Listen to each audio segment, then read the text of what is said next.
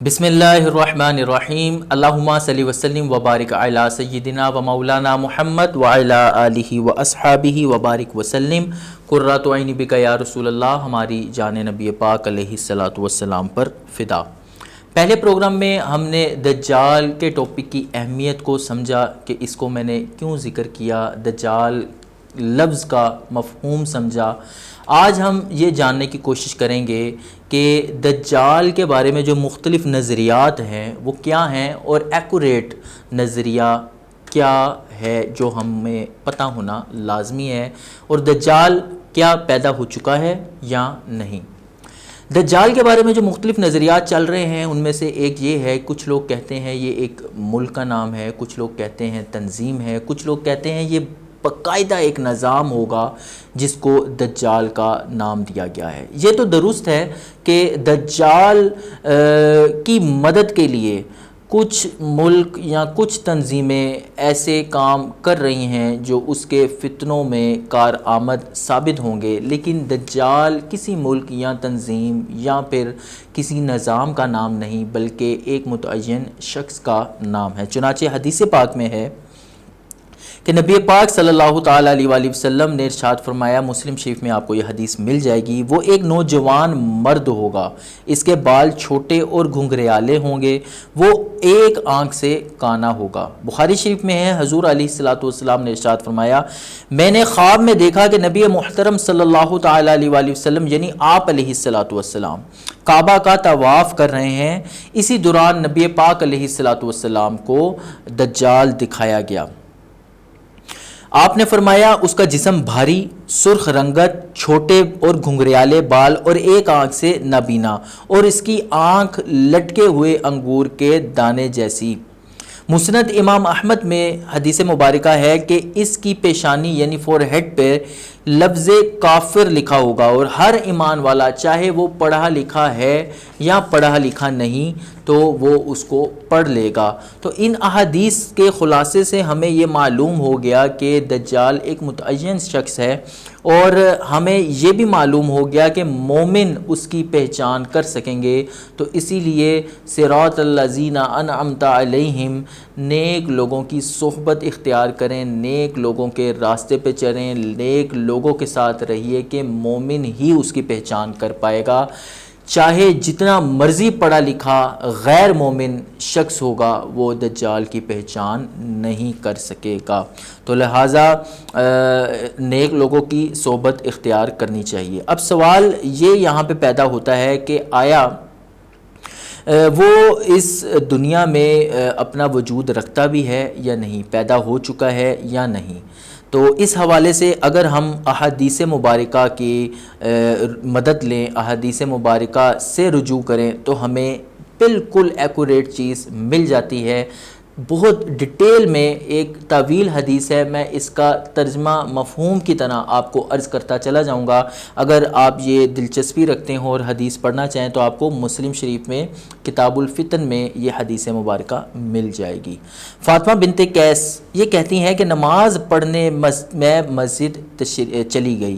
نماز کے بعد حضور علیہ الصلوۃ والسلام ممبر پر جلوہ افروز ہوئے اور آپ علیہ الصلوۃ والسلام مسکرا رہے تھے۔ تو مسکرانا کے اوپر ہمارا ایک پورا پروگرام رہا ہے، مسکرانا سنت ہے تو مسکراتے رہنا چاہیے۔ آپ علیہ الصلوۃ والسلام نے ارشاد فرمایا، اے لوگوں میں نے تمہیں کیوں جمع کیا ہے، کیا تمہیں پتہ ہے؟ تو لوگوں نے بولا کہ اللہ اور اس کا رسول عز و جل و صلی اللہ تعالیٰ علیہ وآلہ وسلم ہی زیادہ بہتر جانتے ہیں۔ تو حضور علیہ الصلوۃ والسلام نے ارشاد فرمایا، اللہ کی قسم میں نے تمہیں نہ تو کسی چیز کا شوق دلانے کے لیے جمع کیا اور نہ کسی شے سے ڈرانے کے لیے جمع کیا، میں نے تمہیں یہ بتانے کے لیے جمع کیا کہ تمیم داری عیسائی جو ہے وہ اسلام قبول کر کے بیعت اختیار کر چکا ہے۔ اس نے مجھے ایسا واقعہ سنایا جو میں تمہیں بتایا کرتا تھا، اور آپ علیہ الصلوۃ والسلام کے ان واقعات کی جو دجال کے اوپر تھے یہ تصدیق کے طور پہ اس نے واقعہ سنایا۔ اس نے مجھے بتایا کہ وہ 30 آدمیوں کے ہمراہ بحری سفر پہ تھا، اور 1 ماہ تک وہ اس بحری سفر میں جو ہے وہ گمراہ رہا، بھٹکتا رہا۔ پھر آخرکار ایک جزیرے میں پہنچ گیا۔ اس جزیرے میں اس کو ایک جانور نما شخص ملا جس کے بالوں کی کثرت کی وجہ سے یہ معلوم نہیں ہوتا تھا کہ اس کا فرنٹ کیا ہے اور بیک کیا ہے۔ تو ہم نے اس سے پوچھا کہ تم کون ہو؟ اس نے بتایا کہ میں جساسہ ہوں۔ اس گھر کے اندر، اس کے قریب ہی ایک گھر تھا، اس نے کہا کہ اس گھر کے اندر ایک آدمی ہے، اس کی طرف جاؤ، وہ تمہاری خبریں سننے کا بہت مشتاق ہے۔ ہم ڈرتے ڈرتے اس گھر کے اندر چلے گئے۔ اس مکان کی طرف جب گئے تو اس کے اندر ایک آدمی تھا جس کے ہاتھ سر کے ساتھ بندھے تھے اور اس کے پاؤں بھی بندھے ہوئے تھے، گھٹنے اور ٹخنے کے ساتھ اس کے پاؤں بھی بندھے ہوئے تھے، جو کہ لوہے کی زنجیریں تھیں۔ ہم نے اس کو کہا کہ تیرا ناس ہو، تم کون ہو؟ وہ بولا میرے بارے میں تم جلد جان جاؤ گے، مجھے تم بتاؤ کہ تم کون ہو۔ تو تمیم داری کہتا ہے کہ میں نے وہ سارا واقعہ جو اپنے بارے میں تھا وہ بتایا، اور اس نے مجھ سے اور اس نے یہ بتایا کہ ہم عرب سے آئے ہیں۔ تو جو بندھا ہوا شخص ہے اس نے چند سوالات کیے۔ اس نے کہا اخبرونی ان نخل بیسان، مجھے بیسان کے نخلستان کے بارے میں بتاؤ، میں تم سے یہ پوچھنا چاہتا ہوں کہ اس کے درختوں پر پھل آتے ہیں یا نہیں؟ ہم نے کہا آتے ہیں۔ اس نے کہا وہ زمانہ قریب ہے جب یہاں پھل نہیں آئیں گے۔ یہ وہ پہلی کیا کہتے ہیں علامت ہے، نشانی ہے جو دجال نے خود ہی بتائی کہ وہ کب خروج کرے گا۔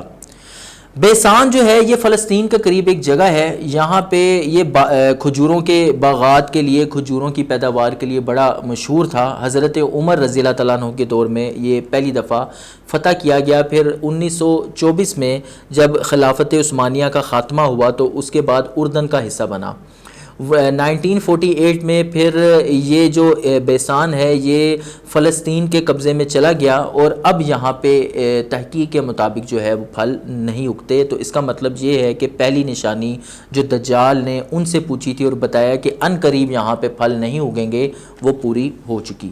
دوسرا سوال دجال نے یہ کیا، مجھے تبریہ کی جھیل کے بارے میں بتاؤ، کیا اس میں پانی ہے؟ انہوں نے جواب دیا اس میں بہت پانی ہے اور لوگ اپنی کھیتوں کو اس سے سیراب کرتے ہیں۔ دجال نے کہا جلد ختم ہو جائے گا۔ یہ بھی اس وقت موجودہ دور میں یہ بھی اسرائیل کے قبضے میں ہے، اور دلچسپ بات یہ ہے کہ یہاں پہ پائپوں کے ذریعے اسرائیلی حکومت جو ہے اس جھیل کو ریفل کرتی ہے اور اس کا پانی قلت کا شکار ہے۔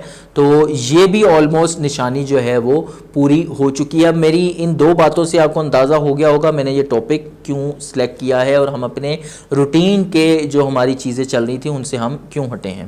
تو اسرائیلی جو حکومت ہے وہ پائپس کے ذریعے جو ہے اس کو دوبارہ سے ریفل کرتی ہے۔ بہرحال یہ قلت کا شکار ہو چکی ہے اور اس میں اب پانی آلموسٹ ختم ہوتا جا رہا ہے، مصنوعی طریقے سے پانی جو ہے وہ اس میں ڈالا گیا ہے۔ اس کے بعد اس نے تیسرا سوال کیا، اس نے کہا کہ مجھے ظہر کے چشمے کے بارے میں بتاؤ، کیا اس میں پانی ہے؟ تو انہوں نے کہا کہ ہاں اس میں بہت پانی ہے اور لوگ اس سے فائدہ اٹھاتے ہیں۔